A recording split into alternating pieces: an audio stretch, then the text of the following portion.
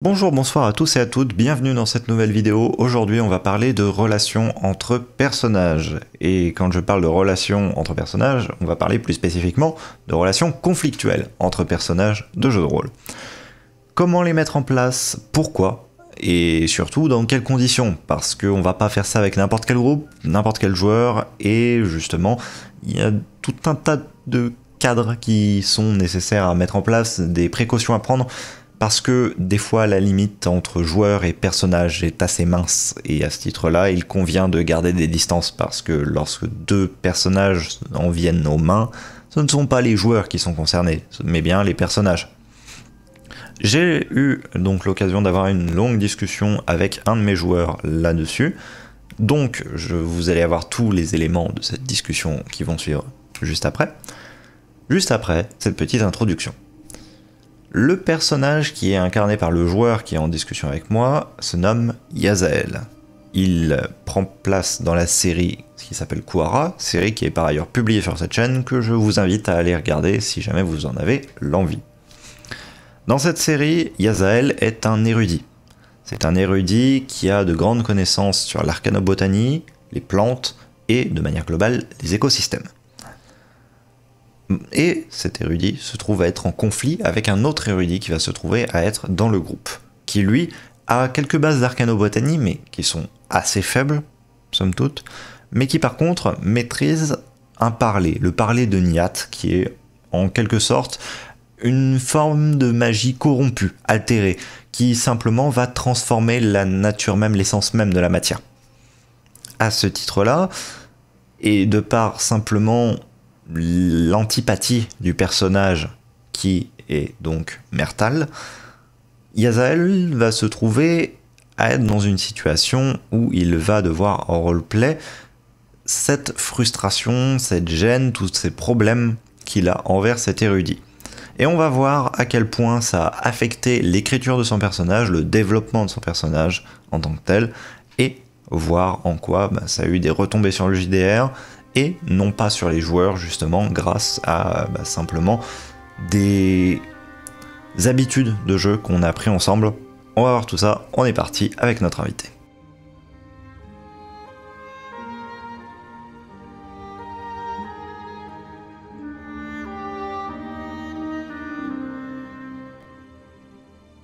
Donc ton personnage à l'origine c'était un érudit. Un érudit en Kuara, donc du coup ça implique bien évidemment une bienveillance vis-à-vis de l'entièreté des formes de vie, un profond respect envers celle-ci. Et on va voir donc au cours de toute cette vidéo à quel point on a réussi à basculer de ça et qu'on commence à y revenir simplement. Donc, va y avoir un peu de spoil, mais on va éviter bien évidemment de faire mention des événements, on va faire surtout des mentions au ressenti en réalité. Donc, étant donné que cette vidéo-là va sortir avant certains des événements qui vont être nommés, bon, mais bien évidemment, je vais te demander de pas trop t'étendre dessus, tu peux quand même donner quelques clés, les clés nécessaires à la compréhension. Pas spoil à fond, quoi. Bien évidemment, mais il y a suffisamment d'éléments auxquels tu peux faire référence de toute manière, je pense. Donc à l'origine, Yazael, un érudit en quête de protection, en quête de simplement connaissance, et qui se trouve à virer au bout d'un moment, mais au début, déjà, pourquoi ce choix de personnage et comment est-ce que tu pensais le développer dans les premiers moments? Ah, bah déjà pourquoi c'est plutôt simple, parce que j'ai joué des bourrins pendant 14 saisons environ. Non, je suis un gros habitué des personnages particulièrement brutaux ou qui n'hésitent pas à se jeter dans la mêlée et tout ça. C'est vrai que c'est plutôt le gameplay que je préfère, je dirais, en termes de personnage. C'est le personnage que j'incarne le mieux. Un peu teubé et rentre dedans. J'avais essayé déjà d'autres personnages quand même, hein. J'avais essayé le personnage un peu d'une sorte de ranger lors de la saison de lutte fratricide, si j'ai pas de conneries. Et ça avait été pas trop mal, en vérité, une bonne expérience aussi. Fini un peu vite évidemment, mais avec des bons moments. Et En fait, j'en gardais l'idée de me dire, je vais refaire un personnage qui soit particulièrement lié à, voilà, à la nature, à un truc comme ça, un personnage qui soit sans trop d'attache. Euh, la plupart de mes personnages sont déjà de base sans trop d'attache. Mais voilà, je voulais un personnage qui soit pas genre sans trop d'attache parce que c'est un bourrin et qui peut pas être avec des gens parce que sinon il leur déglingue la tronche. Je voulais juste faire jouer quelqu'un qui soit qui soit un peu hors de la civilisation mais par choix. Genre un peu l'ermite. Et vu que du coup Anquara c'est quelque chose de bah, au final plutôt commun, possible à développer et que c'est un mode de vie qui existe chez ceux qui ont envie de rester voilà, de parcourir la nature et de ne pas comment dire, de ne pas vivre forcément dans la civilisation plus que ça, on va dire. Et ben je me suis dit, c'est une bonne opportunité, go faire ça. Ensuite, érudit, pour moi, c'est aussi l'idée d'avoir un mage, entre guillemets, enfin, d'avoir un personnage qui utilise beaucoup plus la magie, et c'est quelque chose que je n'ai, il me semble, strictement jamais fait. Non. Si j'ai pas de conneries, voilà, j'ai jamais en tout cas fait un pur mage. J'ai eu des personnages qui utilisaient des sorts, ça oui, mais enfin, du moins qui utilisaient un peu d'énergie, c'est comme ça. Mais je n'ai strictement jamais eu de personnage qui soit orienté à 100% là-dessus et qui soit bah, tout le temps à rester en backline, quoi. Donc ça m'intéressait déjà de prendre ça, juste pour le côté, voilà, le côté découverte de ce genre de personnage. Après pour le côté incarner le personnage et le côté RP, voilà, c'est vraiment plus l'idée de vouloir passer sur un personnage qui soit plus calme, plus posé, avec de l'expérience, avec moins fougueux, moins irréfléchi dans ses réactions et dans ses réponses. Bon après, ça voilà, c'est sujet à débat parce que peut-être que ma façon d'être me rattrape un peu rapidement dans ces conditions. Mais voilà, c'était le but de départ, c'était ça. Tant qu'on est dans ce but de départ et tout ça, et que bah, bien évidemment on puisse se permettre de peut-être jeter un petit conseil, quel serait peut-être ton conseil pour incarner quelque chose en dehors de sa zone de confort? Ah bah, déjà,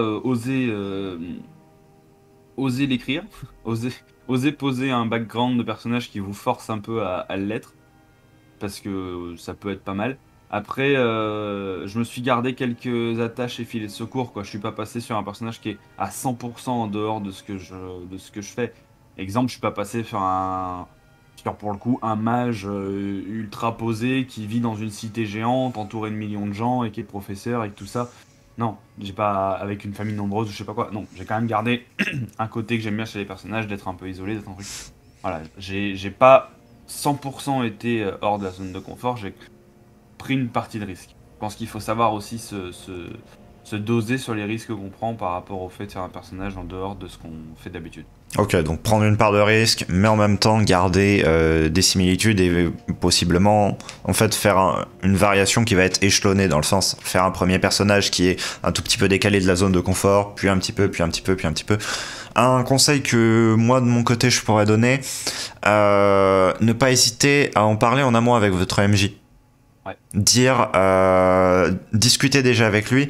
Si ça fait plusieurs mois, années qu'il vous a en tant que joueur, il va aussi être un peu capable de juger si vous allez être en mesure d'incarner un tel personnage ou s'il va vous dire bah non, là tu vas retomber directement dans ce type d'interprétation là directement, ou alors le personnage aussi est un stéréotype de ce que tu essaies de représenter. Et généralement incarner les personnages de stéréotypes, mis à part dans des JDR qui sont faits pour ça, typiquement du Nullbuck auquel je pense, hein, où là les personnages sont justement des stéréotypes et tout le jeu se fait autour de ça. Dans un JDR qui n'a pas cette volonté là, c'est à éviter à mon sens. Donc vraiment en discuter avec votre MJ, au pire ça vous apporte rien, mais ça ne fera jamais de mal pour le coup, et lui au moins sera un peu prévenu et pourra possiblement un peu adapter le scénario en fonction de ça. Donc tout bénéfice pour vous, somme toute. Donc on a vu un départ, hein, somme toute, d'un érudit. On a pu le voir pendant la séance d'intro, où simplement donc t'es en train de soigner des cœurs végétaux à la faille d'Al-Eldin, donc simplement un endroit extrêmement orienté autour d'une sorte de culte voué à Yalt et à Yrmil, des très grands penseurs érudits de ce monde qui sont quelque peu rassemblés en cet endroit, qui partagent leurs connaissances, des personnes qui voyagent. Une vie de nomade, une vie qui se trouve, somme toute, assez également propice à partir à l'aventure, somme toute, parce que bien quelqu'un qui va avoir tendance à se déplacer, ça va être assez facile de le mettre en contact avec un événement extérieur qui va simplement le faire partir dans une mission. Donc de ce côté-là, aucune difficulté. Tu te retrouves dans un groupe. Là, par contre, donc bien évidemment, qui dit groupe dit influence de personnages, d'autres personnages, de personnages joueurs, et donc du coup modification du mental. Et là, on va attaquer un énorme morceau. Les changements graduels de Yazael. Comment est-ce que ça s'est passé? Et qu'est-ce qui s'est déroulé, somme toute, hein, shit happens. Shit happens. En fait, je me suis rendu compte avec le recul que on est typiquement dans le cas de, je vais pas dire la fin justifie les moyens, mais presque en fait. Les situations, je vais pas dire d'urgence, mais en tout cas de petites tensions qui ont été amenées petit à petit, alors amenées pour plusieurs raisons, et ça on pourra en parler, qui ont été amenées, ont fait que ma façon de jouer le personnage et la façon dont le personnage s'est mis à interagir avec le reste du groupe a vraiment petit à petit changé. C'est-à-dire qu'à la base, je voulais réellement, j'avais la volonté brute et pure d'être un personnage qui soit plus en recul. D'être moins en avant, moins machin, parce que je me suis dit, voilà, je suis certainement l'un des personnages les plus âgés de l'équipe, en théorie. Ouais. J'allais dire, je me demande en comptant Mertal le temps qu'il a passé avant d'être relevé. Voilà, peu importe, mais dis donc, j'imagine être un personnage des plus âgés si c'est pas le plus âgé. Donc, je sais que j'ai une expérience qui est longue derrière. Donc en fait, je peux vraiment prendre ce rôle de personnage qui va pas forcément beaucoup parler, mais va juste être en mode oui bon, ces trucs-là, on peut peut-être les poser, on verra plus tard. Ces choses-là, j'ai peut-être déjà vu, je peux essayer de vous conseiller, pas la peine de paniquer, etc. Ce genre de petits trucs. Donc j'étais en mode bon, il va se passer ça. Et parmi les choses qui ont fait que shit happens, j'en citerai, allez, 3. 3 pour moi principales. Il y a eu comment dire, l'engrenage du scénar qui a fait que voilà, on est tombé sur une équipe avec des personnages qui sont tous à leur manière très en couleur et ont besoin d'être tous assez canalisés au final. Donc on pourrait se dire ah bah c'est cool, c'est bien, tu peux les canaliser. Oui, malheureusement, essayer de canaliser une brute épaisse, un demeuré qui vit à poil dans les forêts, et puis un fou furieux parce que pour moi c'est ever, hein, ça restera un fou furieux. Un fou furieux d'érudit qui clairement a un fond incontrôlable. C'est pas de la tarte, et ça demande en fait de prendre une place proéminente dans l'équipe qui à la base ne devait pas être celle de Yazael, mais qui m'a poussé petit à petit à vouloir prendre ce truc de dire bon, si je pose pas les choses, il y en a un qui va faire une connerie et ça va mal partir. Donc voilà, déjà ça m'a demandé de prendre une place un peu plus proéminente que ce que je m'attendais au début. Ensuite, alors ça évidemment, ça c'est le côté hasard du jeu de rôle. Il y a eu les baffes des échecs critiques. Ça, voilà, c'est couillon, mais durant le développement des premiers épisodes, puis des séances à venir, et vous verrez, mais il y a eu à certains moments des échecs qui clairement, même si les étoiles s'alignent dans aucun pays du monde, un personnage avec le background de Yazael n'est censé échouer dans cette situation, et a échoué quand même. Je pense par exemple aux champignons. C'est des trucs tout cons, mais qui font que la crédibilité du personnage dans l'équipe, elle est détruite. Mais pour le coup, détruite, hein. Et même en tant que joueur, la crédibilité qu'on a envers le personnage qu'on incarne, elle est pétée. Parce qu'on se dit, putain, j'ai écrit un background, le mec il a 150 piges d'expérience dans la nature et dans toutes les formes de vie et tout le merdier. Il a voyagé dans une zone qui est quand même assez immense si on prend le fait qu'il a fait la plupart de ses voyages à pied. En plus, le mec, c'est littéralement sa spécialité, les plantes. Il a étudié ça pendant 150 ans, il a pas étudié l'histoire ou autre chose. Non, il a étudié ça. Et en plus de ça, en tant que PJ, tu fais aussi les stats de ton perso, donc tu sais que tu lui as mis masse points en connaissance avec des bonus là-dedans en disant bien cette stat-là, il peut pas la foirer. Bah quand il foire sur ce genre de test-là, en fait, tu mets 15 minutes à t'en remettre en mode Mais frère, mais t'es un incapable. À quoi tu sers? Voilà, je sais pas, c'est comme si on. C'est comme si on se rendait compte que le meilleur joueur de foot du monde n'est pas capable de cadrer un but. Genre, c'est ridicule à ce point. Le mec, c'est littéralement sa profession. S'il le foire, bah ça pique. Donc, c'est ce genre d'échec qui derrière aussi modifie un peu la façon de faire du personnage parce que il y a une perte de confiance, et une perte de confiance en tant que personnage, une perte de confiance en soi, qui est énorme auprès du. Et puis voilà, puis évidemment auprès du reste du groupe, en mode bah attends, le mec est censé être érudit, il est censé savoir pas mal de choses et tout ça. Le mec qui nous dit que c'est un champignon mangeur d'hommes et mangeur d'affaires, frère, tu racontes de la merde quoi, on l'a tous vu que c'est un machin qui bougera pas. Donc c'est pareil, je sais que c'est dû au hasard, mais c'est le genre de choses qui vont modifier petit à petit aussi la façon dont on joue le personnage. Et ensuite, voilà, donc il y a eu le scénar, il y a eu enfin le scénar qui a rejoint une équipe assez voilà, les jets de dés qui ont plus ou moins merdé des choses. Et ensuite, pour moi, le troisième point qui est très important et qui a pour le coup bien amorcé le changement et l'a définitivement lancé sur la voie qu'il a pris, c'est la tension. La tension qu'il y a au vu des événements et au vu de tout ce qui se passe euh, dans le scénar et même, je dirais, en dehors du scénar, dans le sens des choses qui se sont rajoutées. Exemple, la statuette. Dès le départ, on partait pas gagnant. Voilà. Le fait de partir sur le fait que le personnage se fait maudire instantanément dès le départ, de par un autre personnage qui était lui-même, qu'on apprend à avoir été lui-même maudit avant. Donc c'est... En fait c'est des trucs tout cons, mais ça a été directement difficile de pouvoir faire... Si on peut attaquer là-dessus, hein, de pouvoir faire confiance directement à Mertal dès le début. Le mec se ramène, statuette, il sait que ça lui a pas fait du bien, mais il ne vient pas me dire de pas la toucher ou quoi que ce soit. 150 ans d'expérience, mais en même temps, j'ai l'impression que mon personnage n'a... Moi, en tant que joueur, je suis curieux, donc j'ai envie de regarder, de sonder, de machin et tout.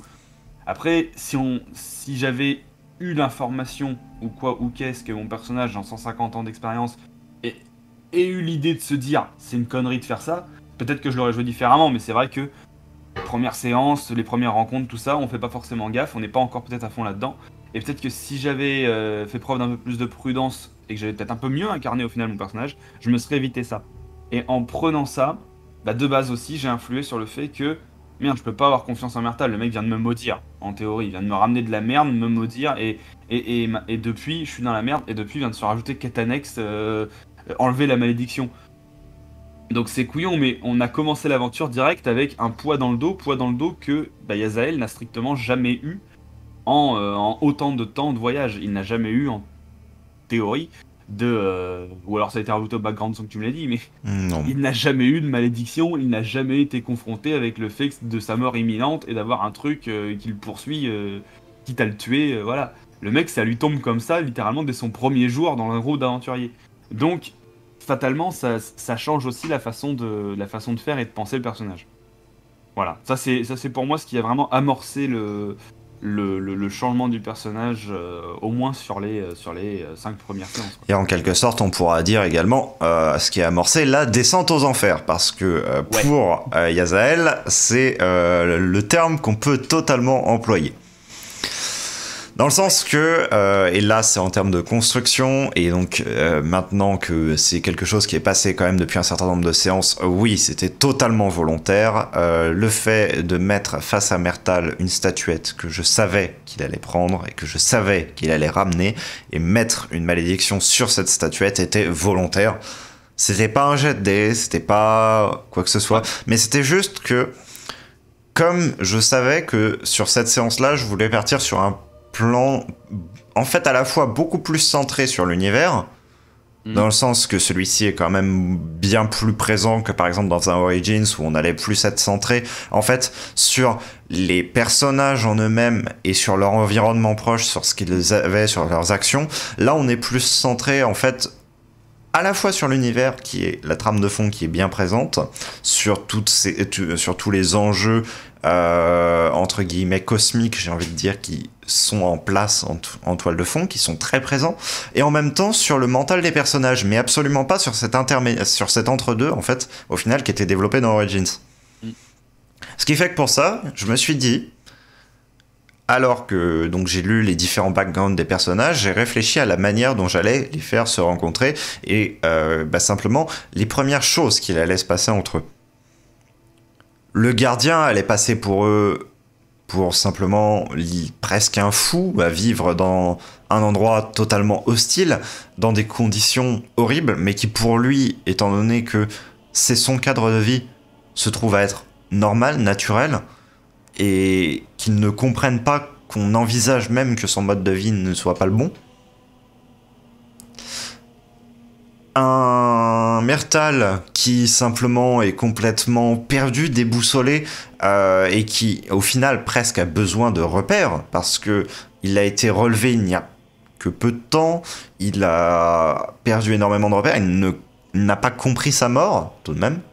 Il a mis du temps à l'accepter, et alors même qu'il essaie, dans cette espèce toujours de cynisme permanent, parce que c'est ce qui lui permet littéralement de tenir, c'est sa bouée de sauvetage, alors qu'il essaie quand même de sauver quelques vies de relevés, en grappillant de l'information bien évidemment, parce que il faut trouver quand même une fin à la chose, sinon ça le renvoie trop à sa propre expérience de mort. Le fait de le trouver donc dans cet état-là et de le confronter à l'autre érudit, donc par le biais de la statuette, pour l'amener que, eh bien, justement, lui ait en plus de ça cette part en lui qui puisse manipuler l'énergie issue de Nyashrub. Alors que ce sont des choses que Yazael répugne. Et donc Asrodanor qui vient s'ajouter au tableau, non pas en tant que figure protectrice, quand bien même ce soit sous l'étiquette qu'on l'ait amené, mais tout de même sous une forme d'autorité qui veut progressivement s'affirmer. Tout ça fait qu'on est dans une dynamique qui est au final assez proche de celle d'Origins. On peut tracer énormément de parallèles entre certains personnages, mais c'est comme si c'était une sorte de miroir de ces relations. On repensera notamment à la relation entre simplement Lianine et ton personnage à Origins, où on avait un Lianine qui était extrêmement protecteur dans l'idée, qui s'est même justement allé jusqu'à se sacrifier pour vous sauver face au Kalaktak. Où là, eh bien, il endosse aussi un rôle de protecteur, mais qui toutefois présente certaines de ses limites. Qui s'inverse même complètement. Enfin, oui. On va pas tourner autour du pot 115 ans. Non, c'est vrai que sur l'idée du miroir, c'est pas mal, mais en fait, je me dis, c'est aussi un jeu de relations qui est parti d'un pied, au final, dans l'univers qui paraît beaucoup plus positif que Origins, dans le sens où le danger n'est pas forcément aussi imminent, il n'y a pas le côté mort et dévastation comme il pouvait y avoir sur le contexte d'attaque de démons d'Origins, etc. Mais au final, les liens ont réussi à se dégrader, je pense que c'est le terme, à se dégrader d'eux-mêmes en fait. Les liens, pour le coup, entre personnages du groupe ont réussi à s'autodétruire, à se rentrer dedans, à se confronter. Je sais pas, peut-être une guerre d'ego ou je ne sais quelle connerie. Mais en tout cas, voilà, il y a eu... c'est peut-être un peu ça, ouais. Il y a eu beaucoup de liens qui se sont petit à petit démolis. Mais pour le coup, avec le recul et de ça, on aurait pu croire à un moment, et je pense que c'est ce qui a peut-être donné une impression que ce soit peut-être forcé ou je sais pas quoi, mais on aurait pu croire que ce soit un lien entre les joueurs qui se sont dégradés limite au bout d'un moment. Parce que voilà, c'est quelque chose dont j'avais un peu crainte aussi au début, en me rendant compte qu'en fait, petit à petit dans le roleplay, il y avait vraiment une forme de haine qui se mettait en place envers certains personnages du groupe, certaines valeurs que en tant que personnage je ne pouvais pas supporter. Et qui du coup, j'étais en mode, mais oui, mais attends, faut pas non plus que que ça se transforme en une haine entre les joueurs du groupe, quoi. C'est pas, ce serait vraiment le truc un peu chaud. Et ça, justement, juste avant que tu continues, je vais glisser un truc là-dessus, tant qu'on est dans les conseils aussi pour des MJ ou pour des joueurs. Là, j'ai mis en place ça. Et il y a des choses qui ont été, entre guillemets, un peu forcées pour créer des relations un petit peu, pas conflictuelles, mais un petit peu d'opposition entre des personnages qui ont amené à derrière des choses conflictuelles. Sachez que, bien évidemment, donc, tout ce qu'il y a reste totalement à l'intérieur du RP et ça se voit extrêmement bien quand on le voit pendant les pauses à quel point vous en rigolez, hein, déjà. Et la raison pour laquelle j'ai mis ça en place et la raison pour laquelle j'ai fait tellement attention au choix de Paul pour rejoindre le JDR et que j'ai autant attendu avant au final d'aller sur ce terrain-là, parce que c'est quelque chose que j'aurais pu déjà faire à Origins en soi. C'est quelque chose que j'aurais pu faire avant, mais j'ai préféré attendre de connaître chacun d'entre vous suffisamment et surtout de trouver un quatrième joueur que je sache qui entre totalement dans ce jeu-là et avec lequel je sais qu'il n'y aurait aucun problème derrière, parce que je sais que malgré tout, en fait, oui, en tant que personnage, vous êtes vos entités, mais en tant que joueur, tous les quatre, je sais que vous êtes sur la même longueur d'onde. Et que très clairement, c'est quelque chose qui se ressent dès qu'on est en pause, dès qu'on est en pré-séance, dès qu'on est en après-séance. Ce qui est dans le RP reste dans le RP. Ce qui n'est pas forcément le cas avec tous les groupes. Et notamment, on pourra noter pour ça, et là je peux dresser un parallèle avec l'Arc 2, où on avait quelques problèmes justement dans le groupe, et où là, c'était pas seulement une JDR. Et là, c'était problématique. Et là, à désamorcer, c'était chaud. Et le truc, c'est que là où, à l'inverse, donc dans cette saison 2, je voulais lutter absolument contre ça, là, en fait, c'était en mode, je pose les bases de ça, et on voit ce que ça donne. Ça pouvait très bien ne pas prendre, et il pouvait simplement y avoir, au contraire, une fusion, en fait, que dans l'adversité, face au fait qu'il y ait cette malédiction qui soit posée, que les paroles soient légèrement différentes, et que donc, du coup, Myrtal soit perçu par Yazael comme une victime de cela, et que il l'avait totalement pas fait exprès, et que donc du coup au contraire ça les ait rapprochés parce qu'ils aient cette même menace de mort qui plane entre les deux, cette même expérience, ces mêmes frissons, et qu'ils soient à chaque instant en train de se regarder l'un l'autre. Tu l'as senti, au lieu de simplement être limite à couteau tiré. Yazael, parce que la seule chose qu'il ait en tête du coup c'est que Myrtal, alors à peine qu'ils viennent de le rencontrer, l'a maudit, et que Myrtal, de l'autre côté, ressente l'animosité d'Yazael à son égard. Alors que lui, de son côté, se jugeait, ma foi, totalement innocent. Et le pire, c'est que je pense qu'il y aurait pu y avoir énormément de ponts où, à certains moments, on aurait pu rebasculer sur ce côté-là. Et franchement, pour le coup, pareil, blâmer les dés, mais clairement, pour moi, le hasard a vraiment, vraiment pas aidé. Il y a beaucoup de moments où, sur certains ne serait-ce que tests, ne serait-ce que des jets, ne serait-ce que des choix, pour le coup, qui ont été laissés au dé, on aurait pu s'éviter un empirement de la situation, voire peut-être basculer d'un côté plus, comme tu dis, de fusion, d'unisson face à l'adversité. Mais non, clairement, non. Il y a des échecs critiques qu'on fait qu'on pouvait pas s'empêcher de se foutre de la gueule de l'autre érudit, l'un et de l'autre, et du coup, qu'est-ce qui se passe? Ça ralimente l'animosité, ça ralimente le truc. L'autre chose qui joue là-dessus, c'est l'action. En fait, le fait de simplement plonger les joueurs dans l'action. Parce que si vous laissez le temps aux joueurs de discuter les uns entre les autres, leurs personnages vont évoluer des discussions.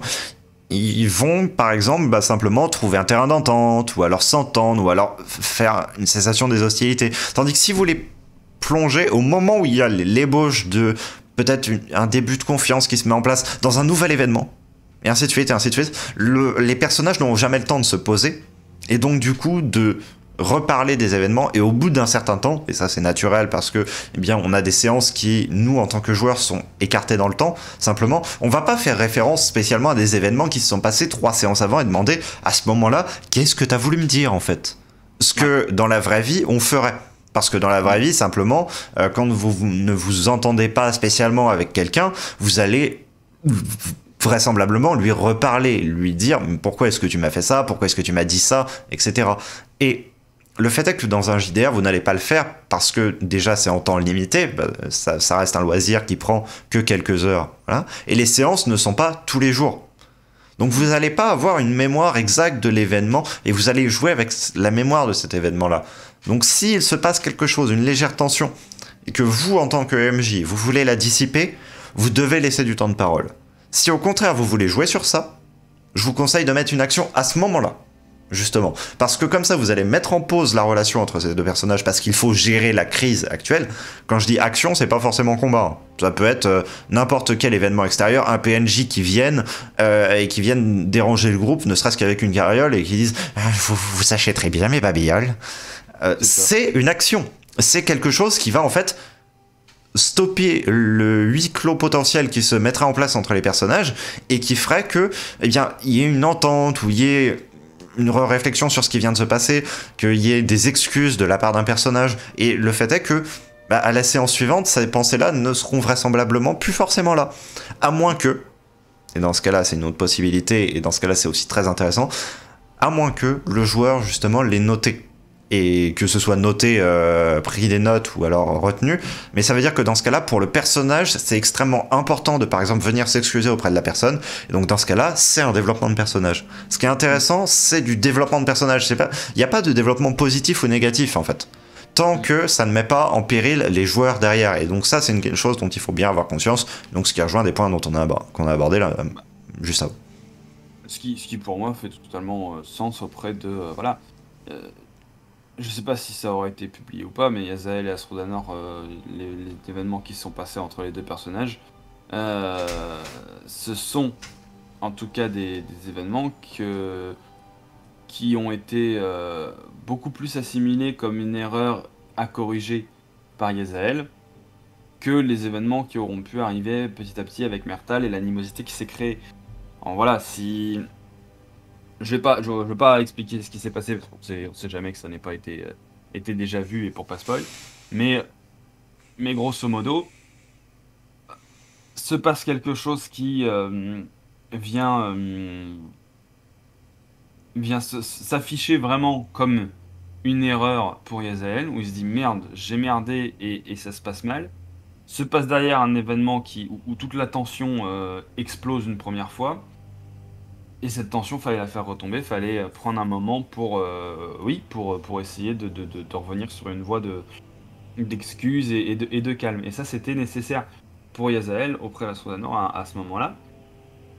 Mais ça s'est pas montré nécessaire auprès de Myrtal. Pourquoi ?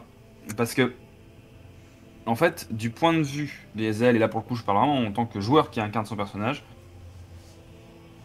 si une erreur est faite du côté d'Astrodanor, par exemple, la façon dont le personnage d'Astrodanor est construit, la façon dont Yazael le voit, c'est vraiment comme une arme, une armure en mission, qui, si quelque chose se passe mal, est capable de prendre du recul pour l'intérêt de la mission, et donc il y a un intérêt à conserver sa capacité à prendre du recul. En fait, c'est peut-être pas facile à expliquer, mais dans l'idée, Astrodanor paraît tellement être un personnage solide, mais en même temps très explosif, entre guillemets. Enfin, on sent bien que c'est un personnage qui, s'il doit y aller, il ira et qui va rentrer dedans et qui va tout déglinguer sur son passage. Du coup, Yazael, ça le ressent très bien et se dit, s'il y a bien quelqu'un qui est à ménager dans le groupe en termes émotionnels pour éviter qu'on finisse tous tranchés en deux, c'est Astrodanor.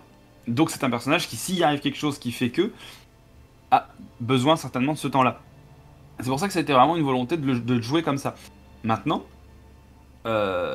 c'est aussi un personnage qui, du coup, hors moment de tension extrême, du coup, est un personnage très respectueux. C'est un personnage qui montre du respect pour les membres du groupe, qui montre une capacité à être posé et tout ça. Donc, c'est un personnage qu'on n'arrive pas entre guillemets, à vouloir détester. C'est un personnage qu'on n'arrive pas à haïr en tant que en mode RP. On peut pas juste se dire, voilà, mon personnage va créer de l'animosité avec lui. Non, il n'y a pas de raison, il n'y a pas du tout de raison. Par contre, Myrtal, lui, C'est le but du perso, limite. T'as l'impression que le conflit, c'est littéralement ce qui le nourrit. Le mec a RP des remarques cyniques en permanence qui ne font que d'alimenter une tension. Sur en plus le fait qu'on soit deux érudits, donc il y a un conflit un peu d'ego qui se mettent, même sans le vouloir, un conflit de savoir entre guillemets qui est le meilleur érudit. Donc le fait que lui a les remarques cyniques extrêmement faciles, qui viennent se poser à Yazael qui a beaucoup d'expérience et qui pour le coup est en mode « Mais je m'en bats les reins de tes remarques frère, arrête, tais-toi » genre, et bah du coup ça donne cette idée que Mertal, pour Yazael, est un petit con. C'est un petit con qui se rend pas compte des choses et qui juste, il est imbuvable en fait. Il est vraiment imbuvable en tant que personnage. Et c'est ça qui est assez fou et c'est ça qui crée cette animosité. C'est ce qui fait que Yazael, qui normalement devait avoir une position à l'origine capable de prendre du recul, etc., là se retrouve petit à petit mais pris dans l'engrenage de dire mais il me saoule avec ses remarques, vas-y j'y rentre dedans quoi, parce qu'à un moment le mec est chiant. le mec Mertal, cet érudit me pourrit la vie et voilà. Et en plus Yazael qui lui-même rate des trucs et se met à douter de lui-même. Si en plus pendant qu'il doute de lui-même il y a Aswanor lui qui sera en mode bon ben pas grave on avance, mais que t'as Mertal qui lui est en mode bah alors on est nul. Ça aide pas du tout à... Mertal, en fait, c'est littéralement la petite voix dans la tête qui te dit « Bah alors, t'as raté ? C'est carrément ça. C'est carrément ça. Et voilà, et il y a de ça. Et puis il y a le côté méfiance naturelle entre les deux personnages qui du coup sont, pour le coup, avec voilà, le Parléniacherub, le fait d'avoir des origines très différentes, qui fait qu'il y a une méfiance naturelle qui se crée. Bah, et quand dans la première heure aussi tu l'as rencontré et que instantanément il y a eu la malédiction, voilà ça a posé un clou en fait. Et le fait de se méfier de quelqu'un, c'est pas grave et définitif en soi. Mais le fait de se méfier de quelqu'un qui lui va pas arrêter de t'envoyer des pics mais de la taille de javelot, et que toi t'arrêtes pas d'être dans le doute et que le mec alimente ça, t'as vraiment l'impression qu'en fait tu te méfies de c'est comme si dans une situation de vie IRL, t'étais avec quelqu'un, tu le sens pas trop, et dès que tu fais une erreur, c'est le mec qui te le fait remarquer. Ça peut pas aller bien, ça peut pas. Juste si à un moment, il y a pas quelqu'un qui vient faire tierce personne, poser les deux en face d'une table et dire bon, à un moment, dites-vous ce qui va pas. Tu peux pas derrière renvoyer quelque chose de positif envers quelqu'un qui déjà dont tu te méfies et qui en plus rentre dans toutes tes failles. Donc pour le coup, c'est exactement ce qui se passe et c'est exactement ce qui fait qu'Yazael est petit à petit à abandonner des convictions profondes, non pas sur le coup de réelle décision du personnage en mode j'ai choisi de renier tout ce que je veux ou quoi que ce soit, mais réellement face à l'urgence. Et ça c'est pour le coup le truc le plus important et c'est ce qui fait la grosse phase de regret qu'il y a derrière, c'est le fait que avec le recul et avec tout ça, tous les événements qui arrivent et tous les transformations, et ben, en effet, c'est comme tu as dit, la descente aux enfers qui arrive, a été provoquée non pas par la volonté de mal faire ou quoi que ce soit, mais réellement par un enchaînement d'événements indésirables, des réactions incontrôlées, des réactions à chaud, à vif, qui ont fini par déboucher sur quelque chose qui est à l'exact opposé des valeurs que Yazael a à la base.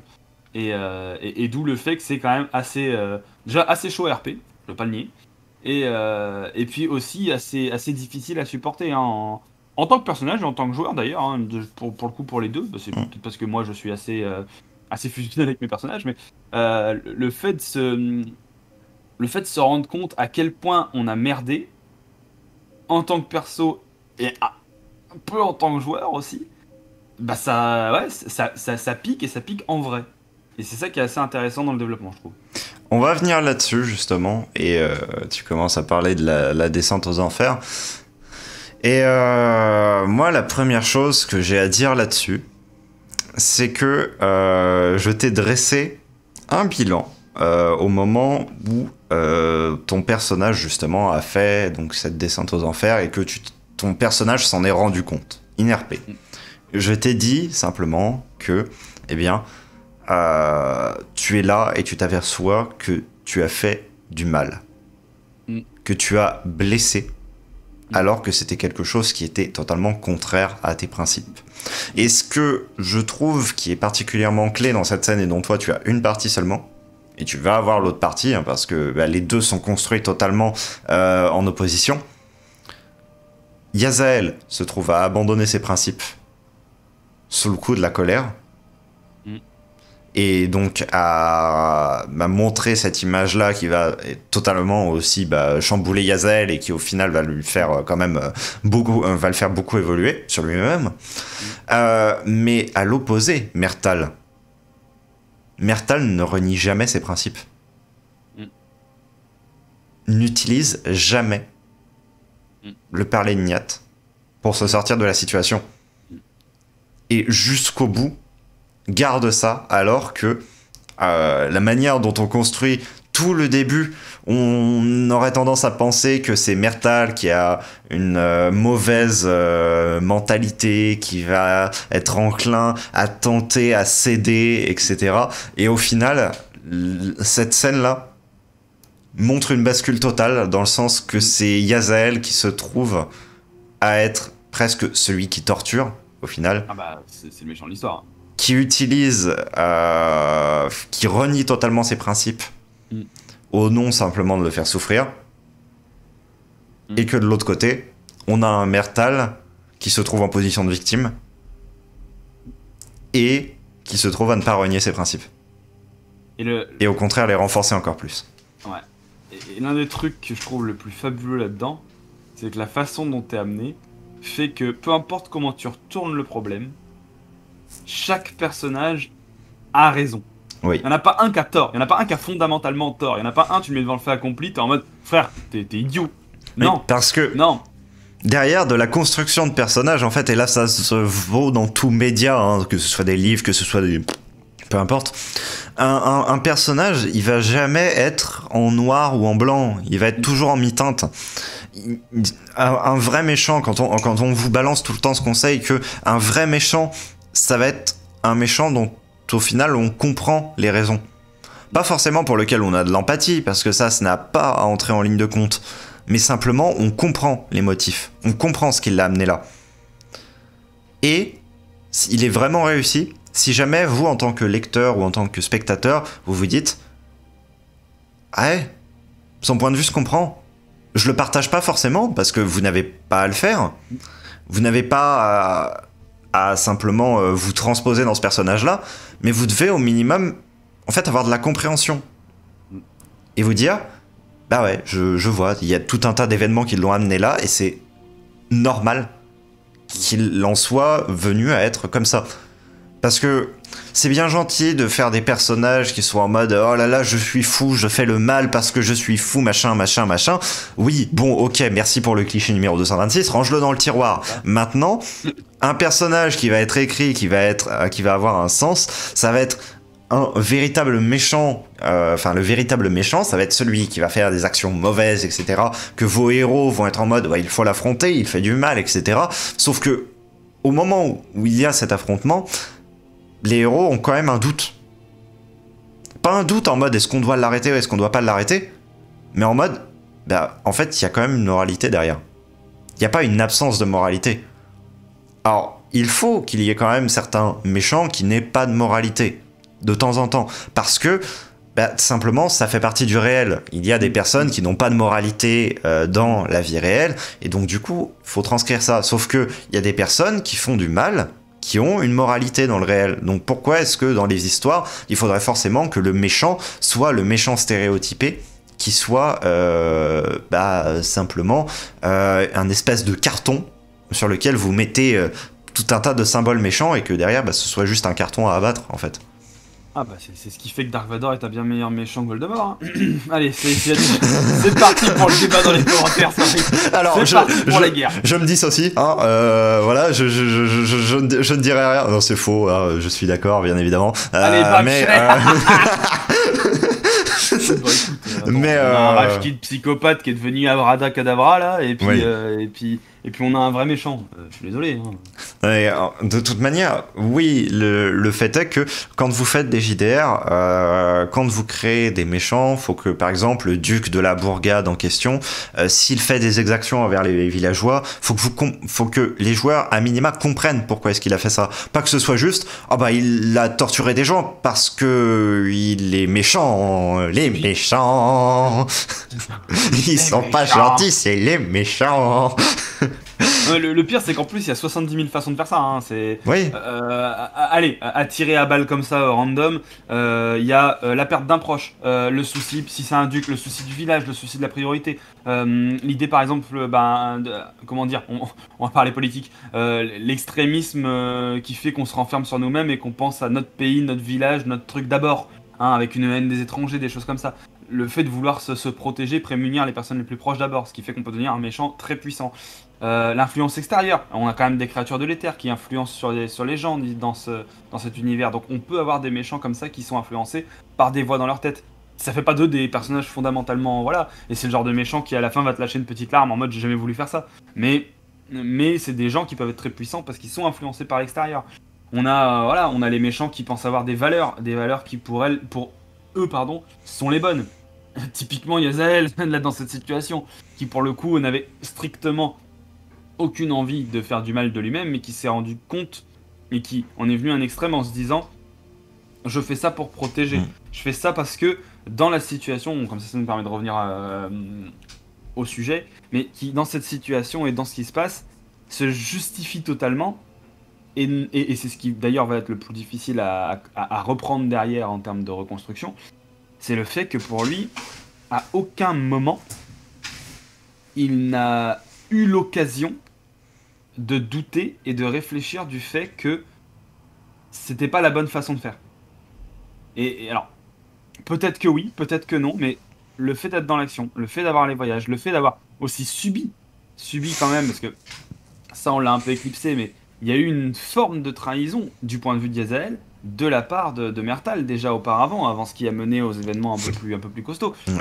Ce truc-là a failli réellement être très comment dire, on peut dire coûter la vie.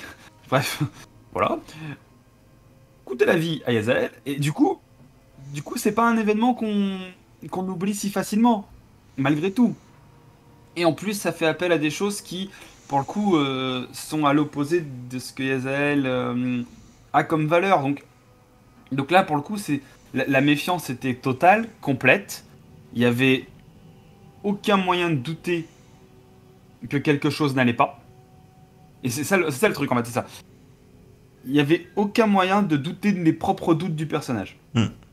C'est un peu bizarre dit comme ça, mais Yazael a douté de Mertal jusqu'au bout, et à aucun moment, il n'a eu de moment pour se dire « Ouais, je doute pour rien, frère, ça sert à rien que je me... » Non.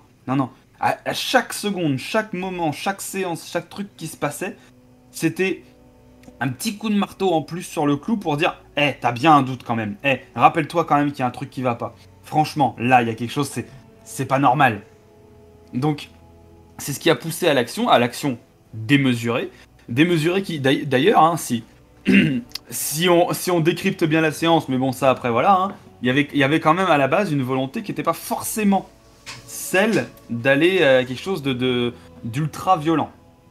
Ça, je t'ai rappelé parce que c'est quand même. Là, je me souviens quand même, là pour le coup, très clairement de ce que j'avais demandé, même en tant qu'action à ce moment-là. Et j'avais quand même une base de non-violence. Mais c'était. Pour le coup, au final, je suis même presque plus content que ça se soit passé comme ça. Parce que je me dis, au final, peut-être que j'avais trop de retenue. Et que l'animosité du personnage était peut-être supérieure à celle que moi, en tant que joueur, j'ai été capable de lui faire faire à ce moment-là. Donc pour le coup, je me dis ok fine, tu vois, c'est peut-être pas la retenue dont j'aurais voulu faire preuve, mais c'est au final peut-être plus encore ce que le personnage aurait réellement fait plutôt que ce que moi j'aurais voulu qu'il fasse. En fait, le truc, c'est que j'ai pas cherché à modifier les actions que tu faisais. Ce que j'ai fait, c'est que j'ai modifié la perception que ton personnage en avait. Dans le sens que la zone sur laquelle j'ai joué, c'est le fait que tes actions lui faisaient du mal. Ouais.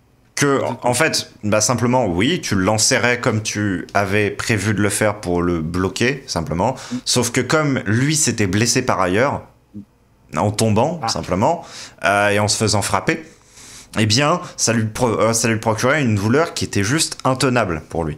Et que donc, du coup, en fait, c'était cette vision-là qui t'a été renvoyée, et pas juste le fait, bah, j'ai fait l'action, parce que, malgré tout, Yazael reste une personne qui est extrêmement, au final, somme toute, sensible aux douleurs des êtres, simplement. Ah bah, il est empathique. Voilà.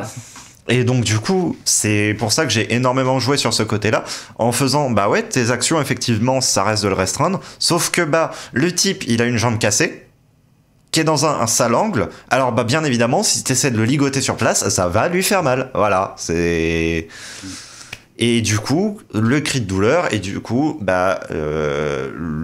Yazael qui se prend à la face le fait qu'il est en train de faire du mal, quand bien même ce n'était pas son intention sur le moment, ce n'est pas ça qui compte, en fait. Pour Yazael, c'est la finalité des actes, et la manière dont lui, il l'a perçu.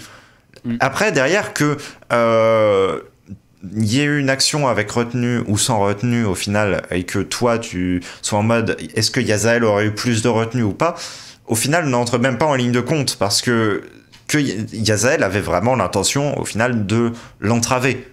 Et le fait est que au final, bah, ça a causé de la douleur, et c'est ça que Yazael s'est pris en pleine face et qu'il l'a complètement anéanti derrière.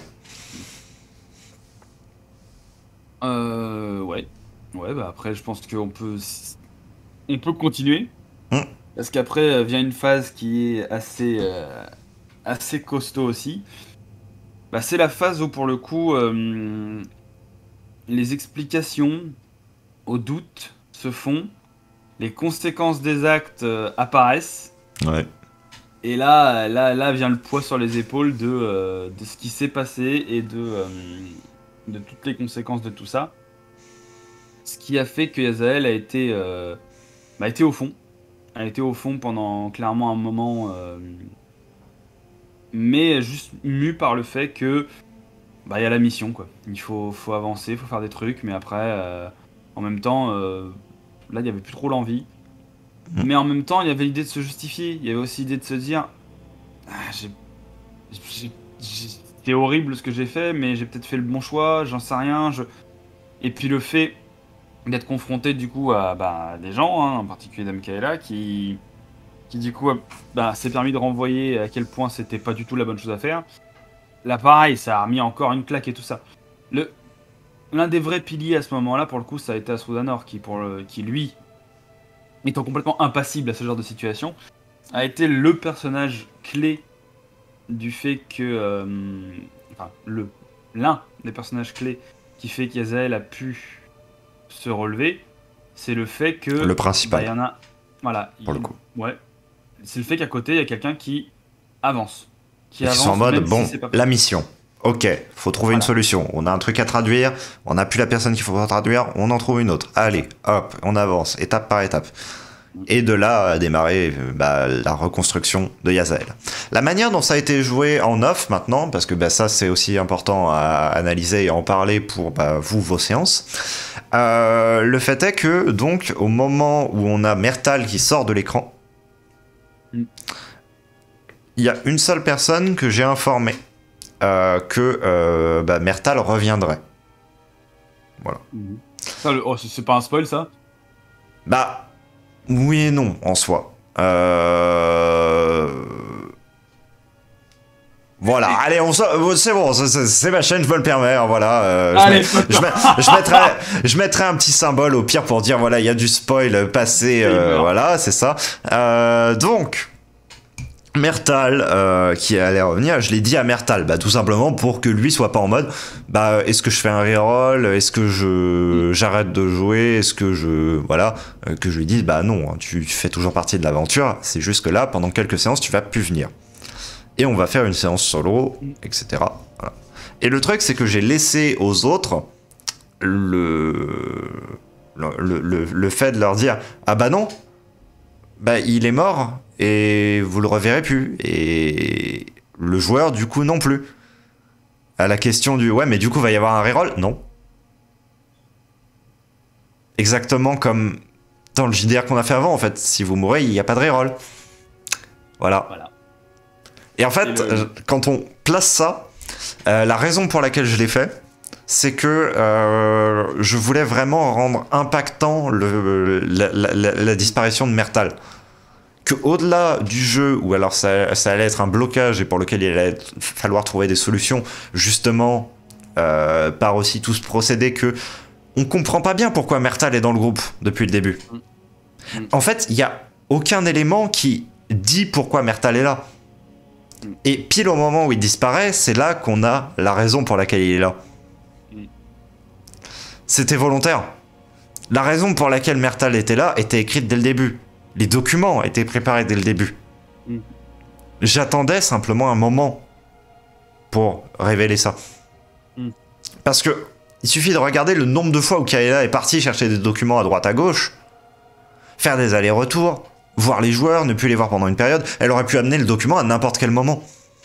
Il n'y avait rien de scripté à ça, c'était juste... j'étais en mode, bon bah, là par exemple, ils ont telle et telle information, on va rajouter ça.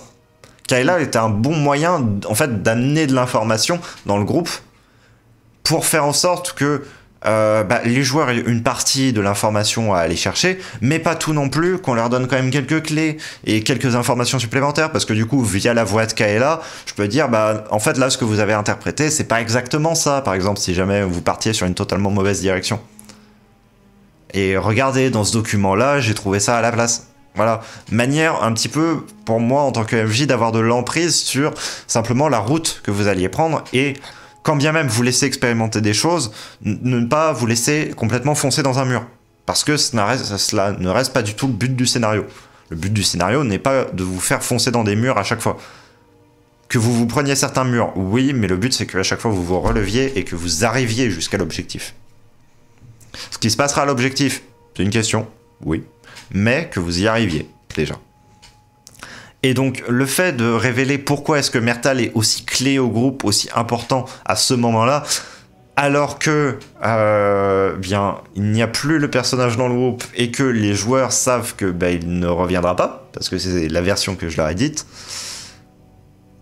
c'est complètement volontaire. Et le fait est, derrière, le but c'est de créer un sentiment de culpabilité, qui était déjà présent, et donc du coup de l'amplifier, chez Yazael. Et puis après, il y a ça, et puis il y a le fait aussi que, ça c'est tout con, mais on sait très bien qu'un joueur mort qui n'en revient pas, c'est littéralement la marque de fabrique des JDR qu'on fait ensemble depuis quelques années. On sait à quel point tu peux être violent dans les conséquences des actions, donc c'est pour ça qu'en fait on n'a pas douté une seule seconde. Enfin moi, voilà, en tant que joueur, j'ai pas eu à douter, j'étais en mode, ah ouais, il est mort. En fait, c'est... D'accord. C'est une vraie mort. Ok, bon, fine. Ok. Et à partir de là, tu vois, c'était vraiment l'idée que... De toute façon, il nous l'a enlevé et c'est foutu. On sait très bien que quand il nous enlève un truc, on l'a perdu et puis c'est bien. Et puis on a beau essayer de négocier, machin et tout. Ça fait 5 ans qu'on négocie pour retrouver un PV ou deux quand on s'est fait arracher la jambe. Le mec nous rend que dalle. Hein. On rappelle qu'il y en a qui ont perdu des yeux, des membres et des trucs. Ils les ont perdus tout le truc. Ils ont pas raise, ils ont pas machin, ils ont pas... Non, que dalle, niet, t'es mort. Donc... Voilà, c'est pour ça que du coup, pour le coup, j'ai même pas osé poser de questions ou quoi, j'étais vraiment en mode, c'est foutu, c'est mort, bon ok. Et à partir de là, ce qui était vraiment intéressant, oui, c'est le fait de se confronter aux besoins de Mertal et le fait de se confronter aux besoins d'au moins avancer sur ne serait-ce que quelques points. La traduction. Ça, la traduction du parler, ça a été, je pense, le premier axe, ça a été ce qui s'est passé avec Soli. J'ai nos séances à deux qui ont permis d'avancer là-dessus. Le fait de d'aller dans son pays, enfin sa nation, d'aller à la rencontre des AUI, le fait d'avancer un petit peu, le fait d'aller peut-être potentiellement trouver quelqu'un et de faire des rencontres qui marquent Yazael et qui lui montrent en fait directement, après qu'il ait commis un acte violent et quelque chose qui va à l'encontre de ses valeurs, on lui a dit bon, tiens, viens voir un peu ce que ça donne les gens qui n'ont pas du tout les valeurs comme tu avais normalement, et les gens qui font exactement ce que tu as fait il y a pas longtemps. Et en plus de ça, le deuxième parallèle que j'ai créé dans cette scène-là, le fait que vous rencontriez au début un cultiste, c'est absolument pas innocent comme choix. Vous auriez pu rencontrer directement Aline, j'aurais pu faire en sorte que ce soit cette scène-là. La raison pour laquelle je fais rencontrer à Yazael un cultiste, c'est pour le mettre face à une sorte d'écho de Mertal, sachant que c'est l'étape d'après, parce que Mertal à aucun moment n'est un cultiste dans le sens qu'il n'a jamais cédé à Niashrub, et que même mettre Yazael face à ce cultiste, bah, le cultiste reste totalement humain. Et montre encore une fois un énorme parallèle avec Mertal en disant qu'il refuse de traduire parce qu'il ne veut pas céder. Ouais. Exactement ce pourquoi Mertal a plaidé pendant tous les moments où il était avec eux. Il a fait quoi ça, en fait, ça se transforme en réalité parce que autant Mertal, on se dit ouais, il veut pas céder, il veut pas machin et tout, mais on lui force pas à l'utiliser sa merde, on se débrouille sans ça, qu'est-ce qu'il nous raconte et tout, puis s'il cède, c'est pourquoi faire. Et puis en plus, la seule fois où il y a eu utilisation, ça s'est terriblement bien passé. Hein. Là, encore une fois, le hasard a pas du tout aidé. Voilà, pour le coup, voilà, on est d'accord, c'est pas scripté, c'est un jet de dés qui a fait ça. Hein. C'est un jet de dés qui a pris le marteau et qui a fait BAM! Allez, le clou. Clairement, voilà, c'est... On aurait voulu faire mieux, on l'aurait pas fait nous-mêmes, quoi. Oui. Et c'est... Voilà, à partir de là, on aurait déjà pu avoir un arc de rédemption, hein, mais que dalle. Et en vrai... Le fait là d'avoir un cultiste qui pour le coup est totalement humain mais qui est dans une situation inverse, dans la situation où le mec, Mertal, il veut pas céder mais on lui demande pas de céder. Là par contre, on a un cultiste en face de nous, oui, cède s'il te plaît, traduis les trucs, fais-le putain, sinon frère tu vas douiller. Et le fait que même dans ce contexte-là, il ne veuille pas, ça fait prendre conscience à Yazael de tout le danger réel de cette connaissance-là, et du fait que en fait, c'est pas juste... C'est pas tu deviens cultiste slash terroriste slash méchant parce que t'en as envie. Et c'est pas une magie qui s'apprend comme l'arcano-botanique, comme les différentes puissances qu'il y a en Kohara. C'est pas le genre de truc que t'apprends à l'école. C'est pas le genre de truc que tu maîtrises et puis que t'as lu ça dans un bouquin, mais que voilà. C'est... Si tiens, on va faire un parallèle avec Harry Potter. Harry Potter, les 3 sorts interdits sont interdits, mais du coup, tu sais que tu peux les apprendre, en fait. Tu sais que tu peux les apprendre et que tu peux faire le choix quand même d'apprendre les 3 sorts interdits et tout ça. Et du coup, bah, si tu les apprends, bah, tu passes pour un connard. Et quand tu les utilises, c'est une partie de ton âme qui te largue un petit peu. C'est grosso modo ce qui est dit dans les bouquins. Et ben, pour Yazael, en fait, c'était un peu ça. Le savoir de Niashrub au début, c'était en mode, oui, bah c'est un truc que on sait que ça existe, on sait qu'il faut pas l'apprendre, et ceux qui l'ont appris, c'est des crétins. Bah non. Non. En fait, on sent bien qu'il y a une marque, il y a quelque chose qui te touche, il y a quelque chose qui vient changer profondément les gens. Et le fait d'avoir une volonté de se refuser à ça, même dans les situations où, pour le coup, notre vie est en jeu, en tout cas pour le cultiste que j'ai rencontré à ce moment-là, bah ça a fait un bon premier choc en se disant « Ah ouais, d'accord, donc même quand la vie est en jeu, ce truc est tellement dangereux et ne doit être tellement utilisé qu'en dernier recours qu'il préfère sacrifier sa propre vie. » Ok, bon, déjà le parallèle avec Mertal, il est là et il est au fait que ça se trouve à ce moment-là, il aurait pu nous désintégrer, mais il l'a pas fait alors qu'on l'a, en tout cas à ce moment-là, c'est ce que Yazael pense, on l'a buté en fait. Et toutes ces scènes-là, elles sont construites dans un double but. D'une part, bah, simplement illustrer la disparition de Mertal et faire comprendre les motivations qu'il y a derrière. Mais surtout, de l'autre côté, préparer le retour de Mertal, en fait.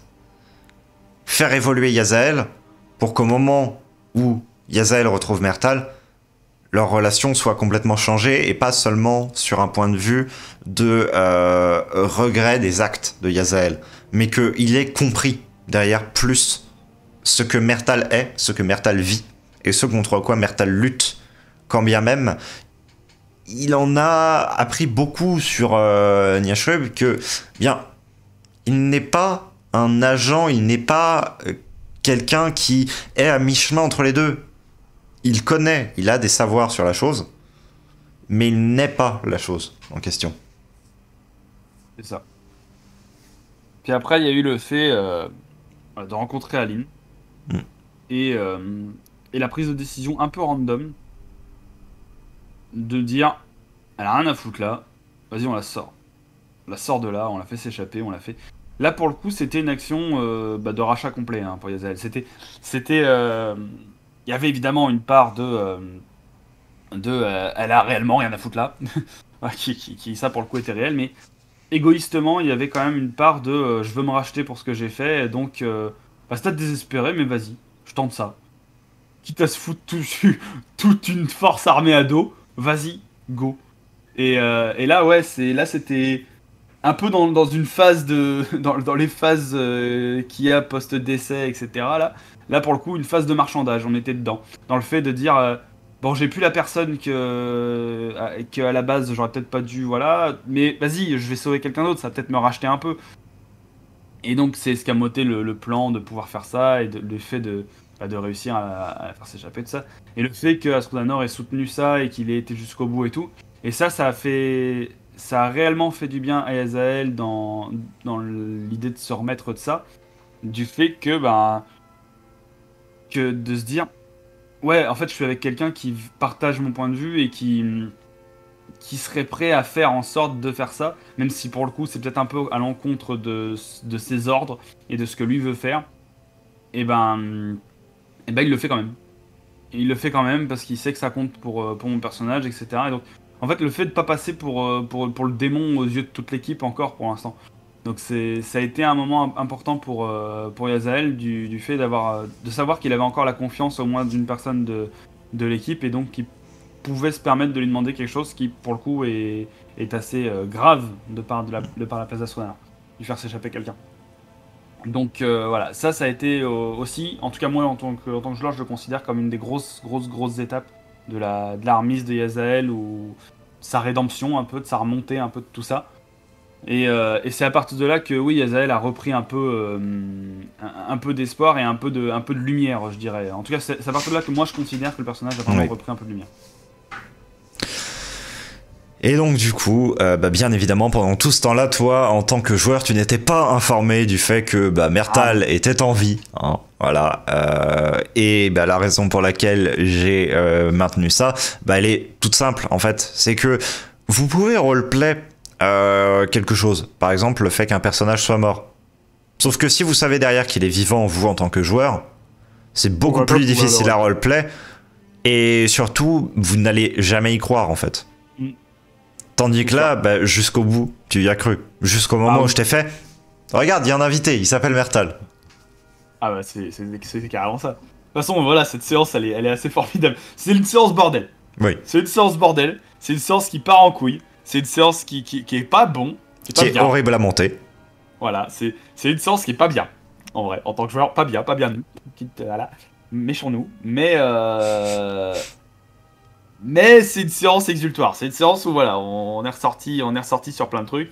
Et puis bon, là pour le coup, c'était la séance jeu, la séance bordel. Oui.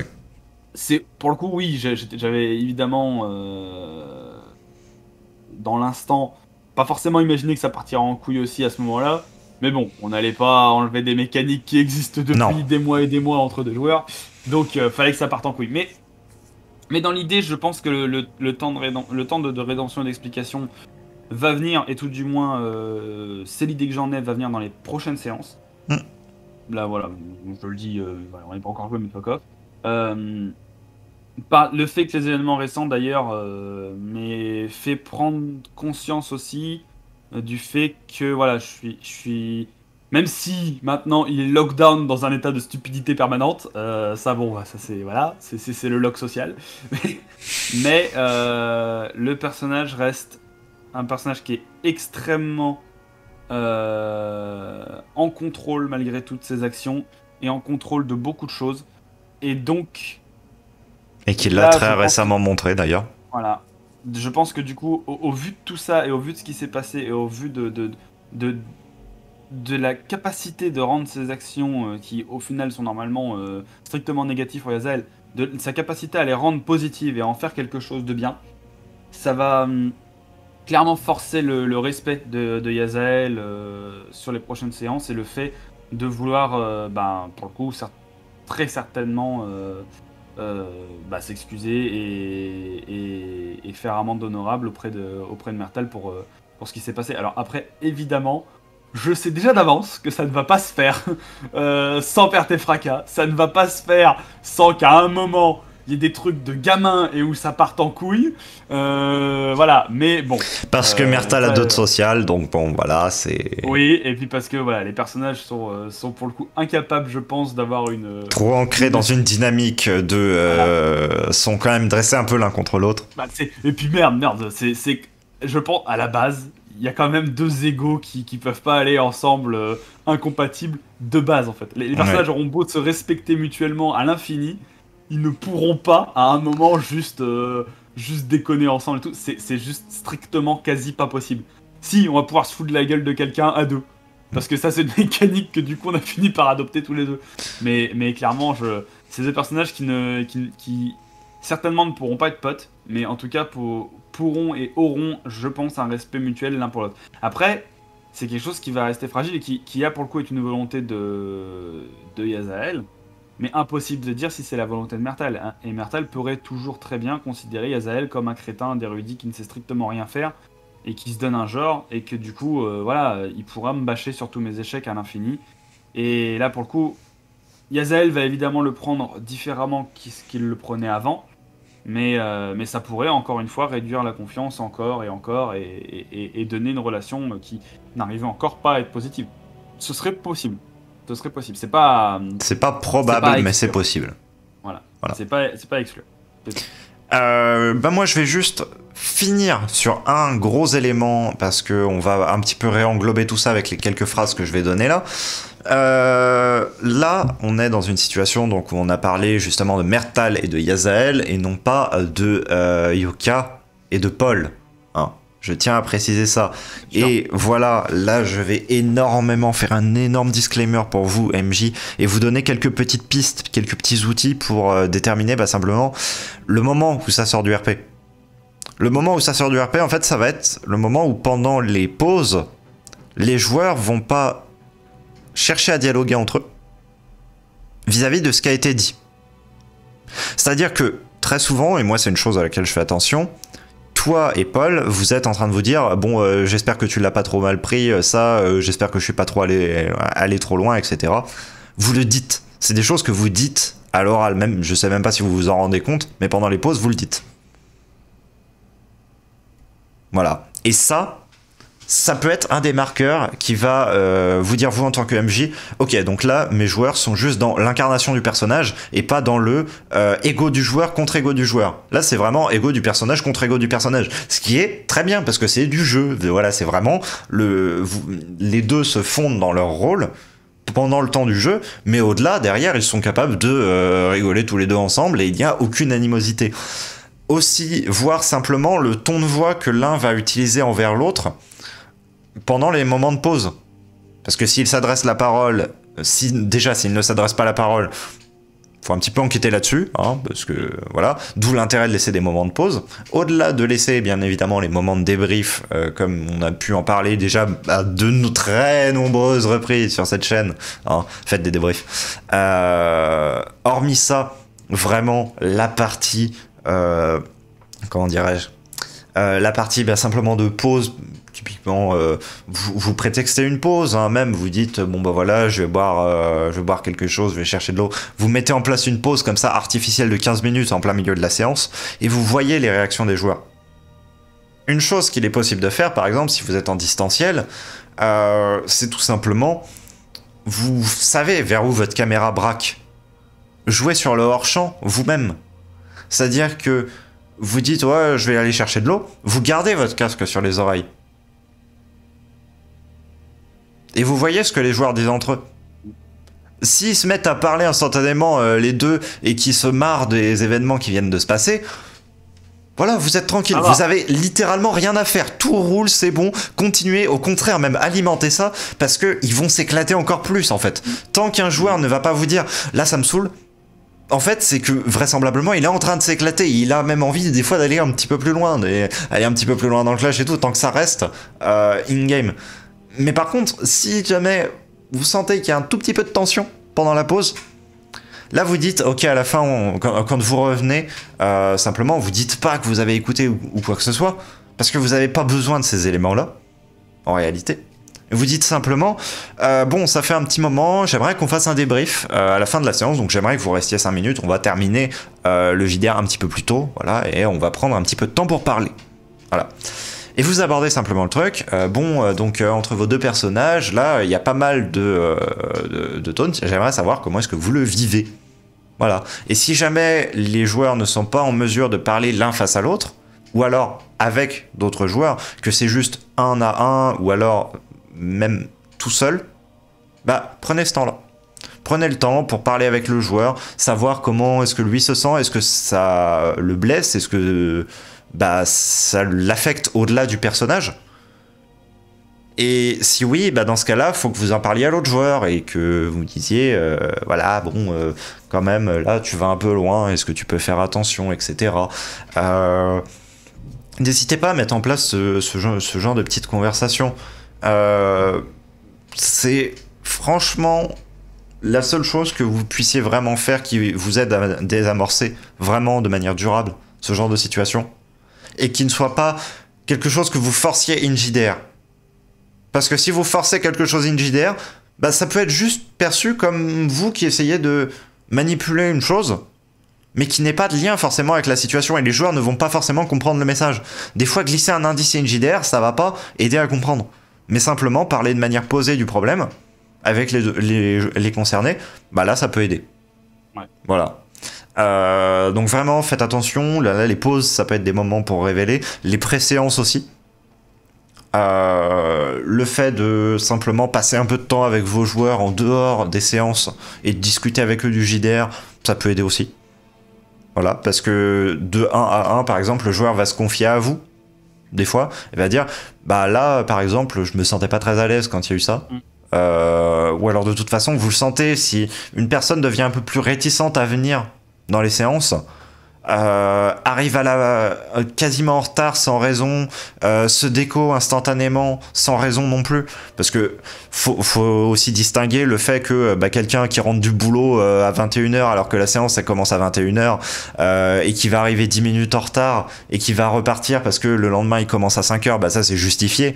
Tandis que quelqu'un qui n'a rien à faire ni la veille ni le lendemain et qui se trouve à genre quand on commence la séance pile il arrive et quand on finit la séance pile il se déco et il dit rien à personne pendant les pauses, là il y a un malaise et là faut aller percer l'abcès, il faut engager une discussion avec le joueur vraisemblablement seul à seul parce que dans ce genre de situation vous n'arriverez pas avec tout le groupe de joueurs à attribuer le problème parce que si vous arrivez pas avoir de conversation pendant les pauses, essayer de mettre en place un débrief, fouiller tout le monde, ça va pas aider.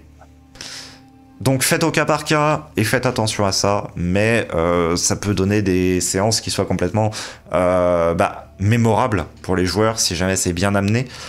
Essayez de mettre en place des tensions seulement avec des joueurs que vous connaissez vraiment. Ne le faites pas avec des joueurs que vous venez de rencontrer ou qui viennent d'intégrer le groupe. Au contraire, privilégiez une expérience beaucoup plus calme, beaucoup plus sereine, beaucoup plus centrée sur l'union du groupe. Que au contraire, l'adversité fusionne le groupe, plutôt qu'elle cherche à le diviser et que ensuite ce soit aux joueurs de travailler pour le recomposer.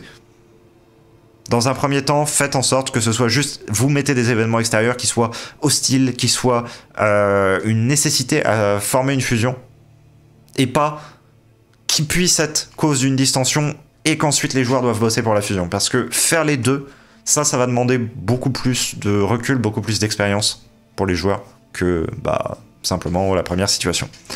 Bon, on aura beaucoup parlé, hein, je pense. Ouais, voilà. C'est pas mal, là, je pense. Là, on a bien tartiné sur le sujet, hein, donc voilà, j'espère que vous aurez récupéré un certain nombre d'éléments utiles. Je sais pas si tu as quelques mots de la fin à ajouter. Bon, pas vraiment, hein, je pense qu'on a... Là, on a fait bien le tour. Non, après, moi je trouve que si, à la limite, je dirais que c'est... En tant que joueur, c'est intéressant à jouer. Le fait d'avoir autant de transformations sur un personnage. C'est intéressant à jouer. Après, Je dirais qu'il faut pas. Il faut savoir aussi un petit peu. Ça, c'est le petit côté négatif du truc, mais bon. Je pense que c'est en connaissant un peu l'OMJ et les joueurs avec qui on joue que ça passe un peu mieux. Il faut savoir un peu ravaler, je dirais ravaler sa fierté, puis faire face à la frustration du fait d'avoir un personnage qui ne correspondait pas à nos attentes en le créant. Vous voyez? Parce que ça aussi c'est couillon, mais le fait d'avoir un personnage que j'avais voulu, érudit, savant, avec du recul, etc. Et de finir avec un mec qui fait des échecs critiques sur chaque test de connaissance et qui finit par être plus bourrin et aller à l'encontre de ses valeurs, ça peut être un peu frustrant par moment. Surtout quand tu fais ton jet, que tu vois marqué 0 et t'en vas bon bah très bien.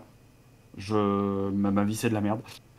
Mais bon, à côté, l'expérience pour le coup en vaut la chandelle, mais je pense que c'est aussi parce que voilà, hein, bon MJ, bon groupe de joueurs, on se connaît depuis un moment.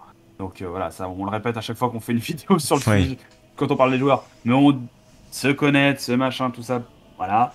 Je pense que je l'aurais pas forcément bien vécu ou pris dans les toutes premières séances. Et encore je dis ça, mais le tout premier arc qu'on a fait ensemble et tout, le fait de devoir quitter, revenir après et tout, ça avait déjà fait une première frustration que j'avais pas trop mal pris. Donc bon, ça allait encore, on va dire. Mais voilà, c'est vraiment intéressant à vivre. Faut mettre de côté un peu la frustration de ne pas avoir forcément le personnage qu'on avait imaginé à la base. Mais pour le coup, ça fait vivre des moments qui sont assez forts et assez intenses en termes de développement. Donc personnellement, je trouve que c'est une très bonne expérience à faire d'avoir un personnage qui change comme ça. Et il faut aussi garder le fait que ce que vous déterminez en fait dans votre background peut être un cap malgré tout. C'est pas parce que vous ne l'avez pas à l'instant T ou qu'on vous l'a retiré que vous n'allez pas le revoir à nouveau. C'est-à-dire qu'actuellement, la position d'érudit de Yazael est en train tout de même de se solidifier dans les dernières séances. Elle est en train de se remettre en place. Et c'est une volonté aussi. La manière dont j'ai quand même un peu écrit le développement d'Yazael, c'est oui, il y a cette descente aux enfers, mais il y a une remontée. La remontée, t'en es l'artisan, certes, mais le but, c'est que à terme, tu redeviennes ce que tu as été. Mais en une version légèrement modifiée. Qu'il y ait une évolution. Il faut pas revenir au point de départ, pour moi, quand il y a l'écriture d'un personnage. Faire une écriture cyclique, sauf dans de très rares cas, ça va pas apporter grand chose au joueur. Il va pas se dire mon personnage a évolué. Tandis que si vous lui faites passer par des hauts et par des bas, et que à la fin vous le laissez dans une situation qui est assez proche de sa situation d'origine, mais avec plus de ce qu'il voulait, là vous avez réussi votre coup. Parce que le joueur, à la fin, va avoir un sentiment d'accomplissement.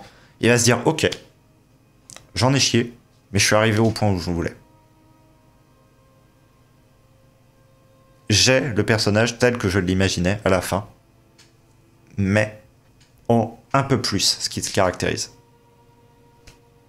Voilà, ce sera mon ultime phrase là-dessus. Bon, eh bien, cette vidéo aura duré vachement longtemps, voilà. J'ai envie de dire comme d'habitude, mais là c'est même encore pire. Donc voilà, je vais juste me taire et voilà. À très bientôt pour une prochaine vidéo, on va dire, tout simplement. Voilà. Et voilà, j'espère que vous appréciez Kuwara, parce que, bah, en tout cas, les joueurs et moi l'apprécions énormément. C'est pas mal. Voilà, c'est pas mal. Hein, voilà. Allez, salut. Salut!